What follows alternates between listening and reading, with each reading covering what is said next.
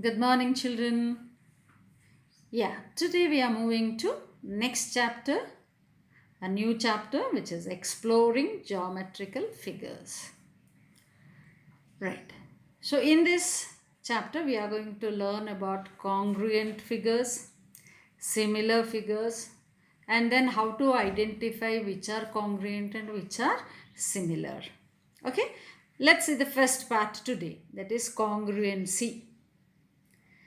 So, how do we define it? Figures with same size and shape are congruent. So, whatever figures you take, so if the figures have same size and shape, then they are congruent. Best example you can give as so what do we say, like arms of the fan, right? Hands of the fan or blades of the fan, what we call as blades of the fan. So that can be given as a best example. So they are all of same size and same shape. Usually socks, whatever the socks that you wear, right? And when you purchase it from the shop, immediately after that, if you see that when you put one socks over the other, so the other one can cover the first one completely, right? So they are same size, they are of same size and same shape. So like that. Now let us see like what, where we will get confused whether the objects are congruent or not, or the shapes are congruent or not, the figures are congruent or not. Sometimes you will be seeing the figures in flip state. What do you mean by flip? Flip in the sense, see, if you have something, if you are keeping your hand like this, and then next if you are flipping it, so this is called flip. So it is something like that, keeping one edge being common here and then like turning it out. So that is called flip. Here you can observe that this particular triangle ABC is flipped here. So see, observe the base. B and C are the vertices of the base. Now the triangle is flipped like this. So what happened? C remains at the same place and now B goes and falls on the other end. So it is something like reflection. It is something like reflection. How do you identify whether the picture is flipped or not? See, so from where it is flipped, see, from a particular, that means from the middle point between those two figures, the distance of the corresponding points are same. See, between A and C, if you observe this to be a point, okay, this point is at a distance of x from here, and the same is also at a distance of x, even unflipped diagram also. Now you see, where is B? B is at a distance of y from the axis of flipping, and from here again on the other side also you have it at B. That means every point in the picture is at the same distance from the axis of flipping. That means from the reference line from where the diagram is flipped. So it is almost similar to reflection. It is almost similar to reflection. You have to observe the diagrams and understand whether they are flipped or they are different diagrams. Okay. So now let us move on to the next one. So where there is a chance for us to get confused. Rotation. Now see here. This is the triangle which is given to us. ABC is a triangle. Now let us suppose that it is rotated like this. That means vertex A comes in the place of C.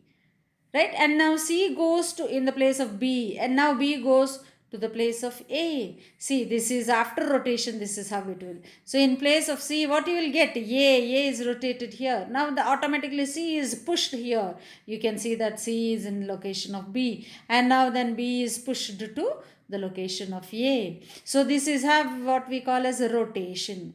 So in this rotation, if you take the midpoint, some midpoint as a geometrical midpoint, the distance of the points are the same. The corresponding points, whichever point you are taking, respective points are at the same distances.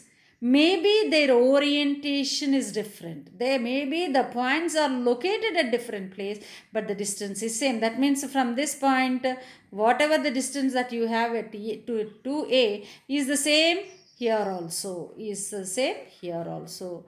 So this is have We have to identify rotation. So now when two shapes or figures are congruent, that means they are of same size and shape, whether they are moved or rotated or flipped, whichever condition they are, never mind, they are congruent and they remain congruent. That is very very important point that you have to keep in your mind. Don't say that, ma'am, it is rotated, now the sides are changed, now the location is changed. No, nothing to be worried. If you observe, you can see that the size and the shape of the figures, even after rotation or even after flipping or even after moving from one place to the other, remain the same. So therefore, if two figures are congruent, whether they are moved or not, whether they are flipped or not, whether they are rotated or not, never mind, they remain congruent. Okay children, is that clear? So pause the video for a moment and take the screenshot.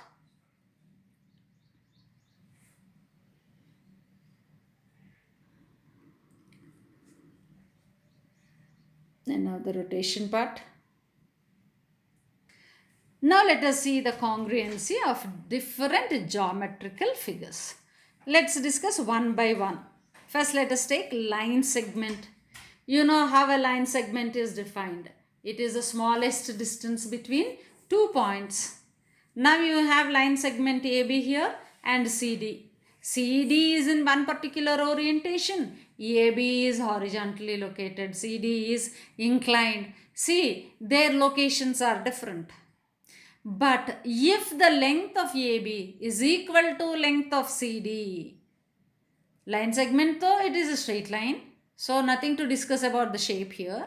So the only point what we have to discuss is about the size of the line segment, that is the length of the line segment. If length of AB is equal to length of CD, then we call AB is congruent to CD. Never mind in which positions they are. Here it is horizontal, here it is inclined. So never think that since the orientations are different, they are not congruent. Congruency depends only on the size and shape, not on the orientation. Right, now let us move on to angles. When do we say that two angles are congruent? When we say that when the magnitude of the angle, that is size of the angles, are same, then we say that they are congruent. Okay, see, now you can see that AOB is one particular angle between the rays OA and OB. Here is another one between the rays PQ and PR. We have angle QPR or RPQ. Suppose if the magnitude of these two angles, that means angle O is equal to angle P. If angle O is equal to angle P or angle AOB is equal to angle RPQ or QPR, then these two are congruent. Then these two are congruent. Never mind in which direction the angles are oriented. So here you can see that the angle is facing onto your right hand side and here the angle is facing downward. So in whichever orientation the angles are, if the magnitudes of the angles are equal, then they are congruent. It is so simple. Okay, so now the next one, triangles. Let's move on to the next geometrical figure, that is triangles. See, the congruency of triangles is that when the corresponding parallel, what do we say? When the pair of corresponding sides are equal, then they are congruent. See, that means suppose you have a triangle ABC here and then RQP here. See, corresponding sides AC is equal to PR. Maybe this might be flipped, please children. Suppose if this side is here also, never mind. So this particular AC is equal to RP. BC is equal to QP. And then AB is equal to RQ. That means which is congruent? Triangle ABC. AB, BC, AC is congruent to RQP. RQ, QP and RQ. RP. So therefore, this is how you have to identify the congruency. You can't say that ABC is congruent to some other orientation, right? So pair of corresponding sides are equal. When corresponding sides are equal, then obviously it follows that corresponding angles are also equal. See, angle C is equal to angle P. Angle A is equal to angle R, and then you have angle B is equal to angle Q. So that means whenever the corresponding sides are equal, then corresponding angles are also equal. So in case of a triangle, two triangles are said to be congruent if their size and shapes are same. Shape is determined by angle. Shape of the triangle is determined by angles, and size of the triangle is determined by lengths of the sides. Suppose the corresponding sides are of same lengths, then the two triangles are congruent. Okay children, so this is about congruency of triangles. So before we proceed to the polygons, now please pause the video for a moment, take the screenshot. Line segment, angles, then triangles. And this is the symbol of congruency. Can you see? That means on the top of equal to you have similarity symbol. Right? So that is the symbol for congruency. So the next one is polygons. Right? That means we have here the example of four sides. You can see that opposite sides are equal and the angle here is 90 degrees. Obviously it is, yes, a rectangle. Okay, so now corresponding sides and angles must be equal. For two polygons to be congruent, their corresponding sides, see, this side is equal to this side. This side is equal to this side. This is equal to this. This is the meaning of congruency. Look into the screen when you are, whenever I am pointing. So if you look somewhere and then listen, you don't understand which sides are congruent. That means which sides are corresponding sides. That means to a, like mark yourself something like a center point of the picture, right hand side. So from the center point, both right hand sides are corresponding, right, and the left hand sides are corresponding, and the top sides are corresponding, and the bottom sides are corresponding. Suppose if I mark this as a central point here and then here as a central point, onto my right hand side QR is here, BC is here. These two must be equal, and here top, this must be equal to this. This must be equal to this. This is how you have to identify the corresponding sides. So here the angles are equal, sides are equal. Therefore, both ABCD and PQRS are congruent. Do you observe the symbol of congruency? Yes. So now let us see few examples of congruency. See, I have two triangles here. Maybe the shape is not so perfect. You people draw perfect shapes. So you can see that the corresponding sides are congruent here. So these two are also congruent. Okay, so pause the video for a moment and take the notes.